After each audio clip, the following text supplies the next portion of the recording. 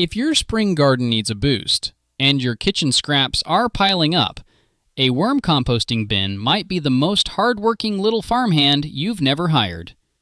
Welcome to RootInsect.com. And unlike some farmhands, these ones don't complain, don't need coffee, and turn your leftovers into black gold. That's why I wanted to talk about this.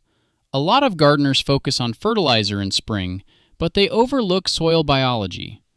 Worm composting really sits right in that sweet spot between reducing waste and building healthier soil. It does. Vermicomposting is basically a compact system for turning food scraps into worm castings. And those castings are packed with nutrients plants can use. We're talking nitrogen, phosphorus, and potassium, but also a finished compost that improves soil texture. That matters a lot in spring, especially if your beds are compacted or heavy with clay. And there's some solid evidence behind it too. Research out of the University of California found plant growth can increase by as much as 25% when worm compost is used compared with plain soil. That's not a tiny bump. No, and gardeners can see the difference pretty quickly. Better moisture retention, better drainage, and healthier root development.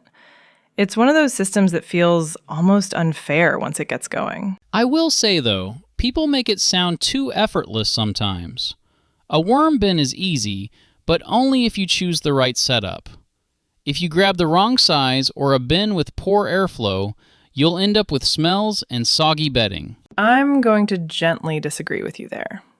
I think most failures come from the owner, not the bin. That was not gentle at all. It was farmer gentle. But seriously, the bin matters, yes. Still, even a good bin won't save you if you treat it like a garbage can. You need ventilation, drainage, and the right amount of material going in.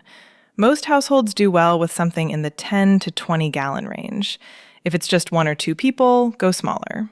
Bigger family, bigger bin. Fair. And material matters too. Plastic bins hold moisture well, and they're durable, which makes them popular.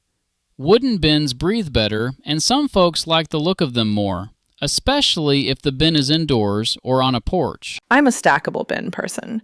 I like being able to separate levels and collect castings without digging through the whole thing like I'm hunting treasure. See, I'm less patient. I like simple bins. Fewer moving parts.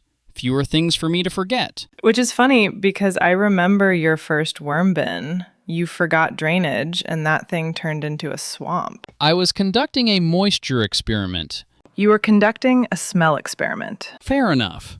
So let's talk setup, because that's where people either build momentum or create a tiny disaster. The sweet spot for worms is a stable temperature between 55 and 77 degrees Fahrenheit. Too hot or too cold, and they struggle. That's why basements, garages, and shaded outdoor spots work so well. Then you start with bedding. Shredded newspaper, torn cardboard, and dried leaves all work. Get it damp, but not dripping. You want it like a wrung-out sponge. That description gets repeated for a reason. It's accurate. And don't skip adding a small handful of garden soil.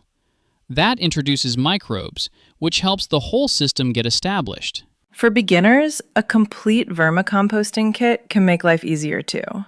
If it comes with bedding and worms, you're not piecing the whole thing together yourself on day one.